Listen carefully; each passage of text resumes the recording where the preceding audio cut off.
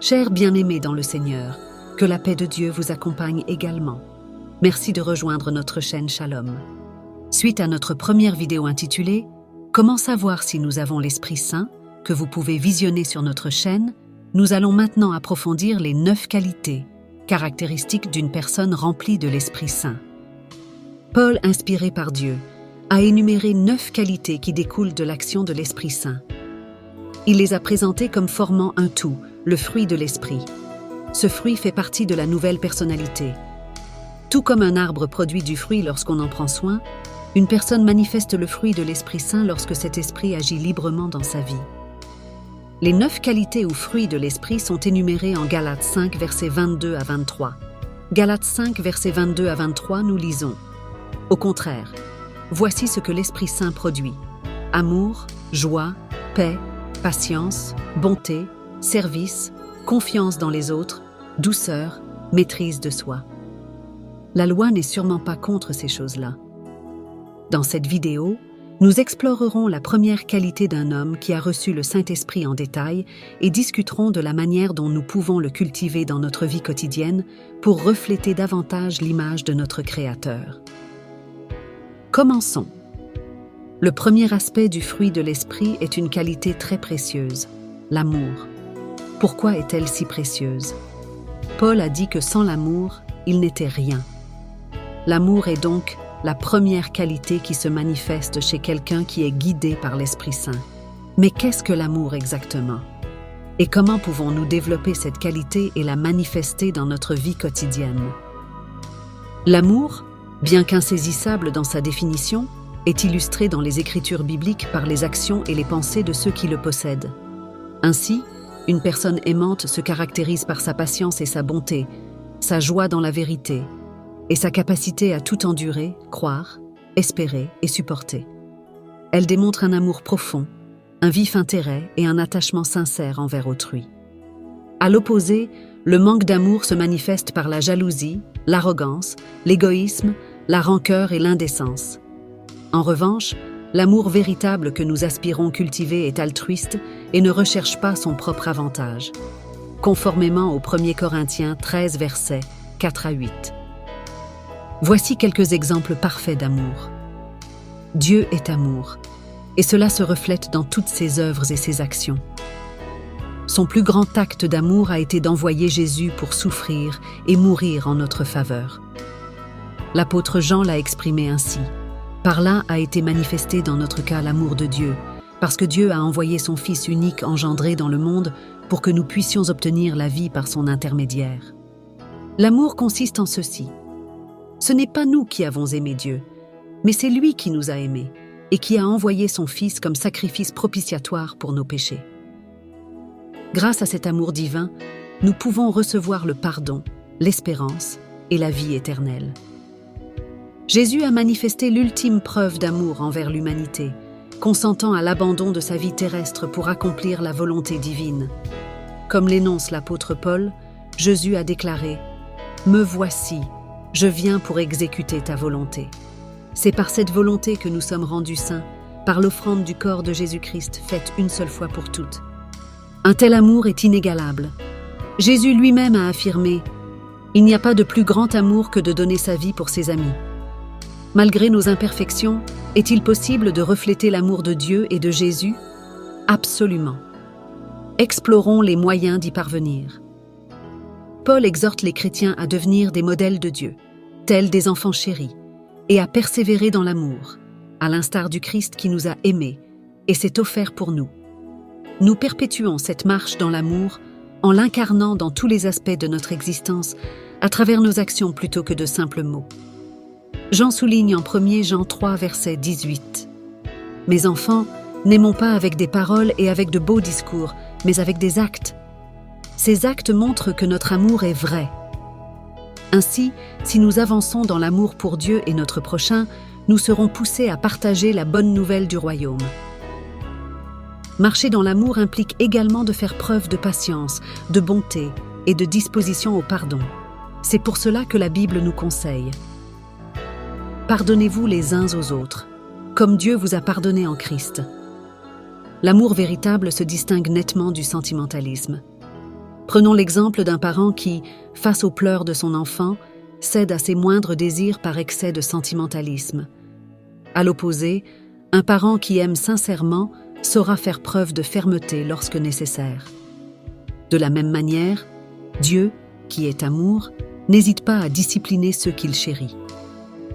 En marchant dans l'amour, nous apprenons également à corriger avec bienveillance ceux qui commettent des erreurs. Il est essentiel de se rappeler que nous sommes tous imparfaits et enclins à manquer d'amour.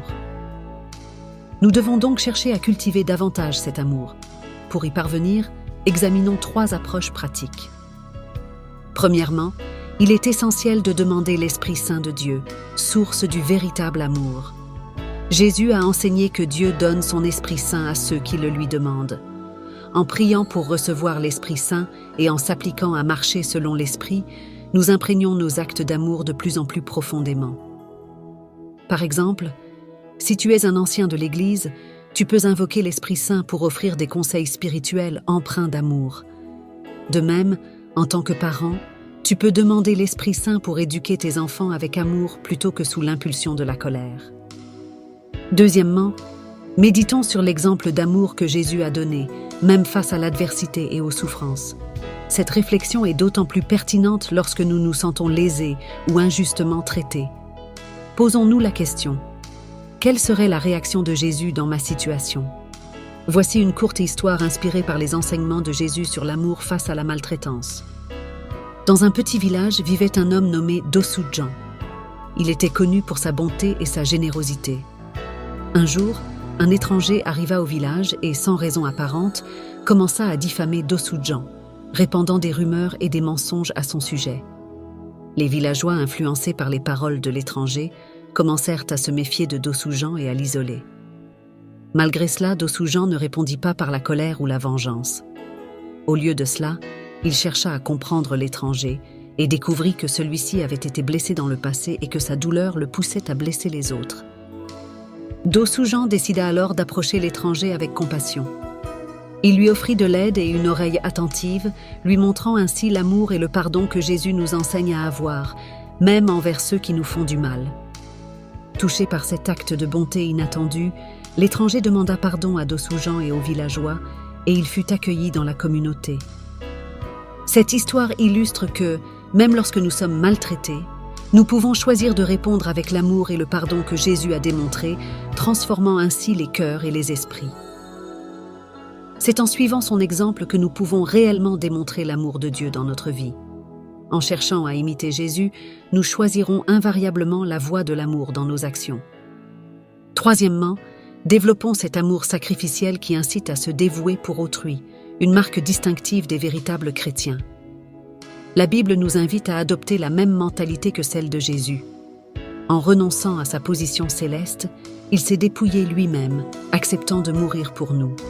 En incarnant un tel amour, nous alignons nos pensées et nos émotions sur celles de Jésus, ce qui nous motive à privilégier les besoins d'autrui. Les avantages supplémentaires de cette démarche sont multiples. Croissance spirituelle. En mettant en pratique l'amour sacrificiel, nous mûrissons spirituellement, nous rapprochant de l'exemple parfait de Jésus. Harmonie communautaire. Cet amour favorise la paix et l'unité au sein de la communauté, car il encourage chacun à chercher le bien-être des autres avant le sien. Témoignage puissant. Vivre selon cet amour est un témoignage éloquent de notre foi et attire les autres vers la vérité de l'Évangile. Satisfaction personnelle. Il y a une joie profonde et une satisfaction à savoir que nos actions contribuent positivement à la vie des autres. En cultivant l'amour sacrificiel, nous ne bénéficions pas seulement personnellement, mais nous enrichissons également la vie de ceux qui nous entourent. L'expression « l'amour bâti » de l'apôtre Paul souligne l'idée que l'amour contribue à la croissance et à l'édification des individus et des communautés. Dans le contexte de 1 Corinthiens chapitre 13, souvent désigné comme l'hymne de l'amour, Paul détaille les caractéristiques de l'amour véritable. L'amour recherche de l'avantage d'autrui. L'amour véritable n'est pas égoïste. Il cherche le bien-être des autres avant le sien propre. L'amour est plein de considération. L'amour est réfléchi et attentif aux besoins et aux sentiments des autres. L'amour est patient et bon. L'amour est tolérant et bienveillant, même face aux défauts et aux erreurs d'autrui. Favorise l'affection et l'unité. En étant patient et bon, l'amour renforce les liens familiaux et l'harmonie au sein de la communauté. Ces qualités d'amour construisent et renforcent les relations, permettant aux individus et aux groupes de s'épanouir dans un environnement de soutien mutuel et de respect. C'est en cultivant ces aspects de l'amour que nous pouvons véritablement édifier ceux qui nous entourent.